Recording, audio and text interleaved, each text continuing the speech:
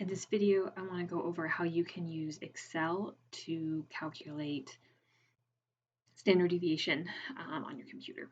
So standard deviation is a formula in Excel. So I've put in 5 samples here that range between 1.2 and 1.6.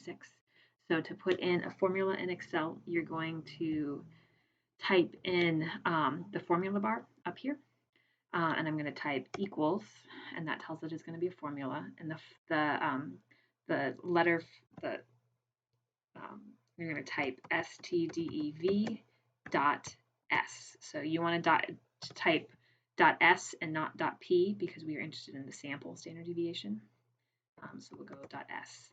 And then you do a parentheses, and you're going to list all of the cells here. So I have cell A1, A2, A3, A4, and A5. So I will go A1 colon A5. And then I'm going to close the parentheses. And you can see that it has highlighted the 5 regions that I'm interested in. If I change this to be A6, then it would be doing too many. So I only want A1 through A5.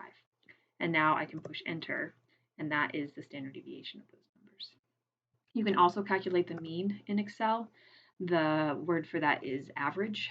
And we won't gripe about Excel confusing average with mean. There's many different measures of average, but we'll just type. So we type equals average, and you'll type A1 to A5, like that as well. So if I were to write this number in the standard format, I'd round my standard deviation up to 1 significant digit. So I'm going to write that as 0.2, and I'd round my mean so that the number of decimal places matches. So this would be 1.4 plus or minus 0.2 would be the final answer there. And I'd need units, but I didn't give any of these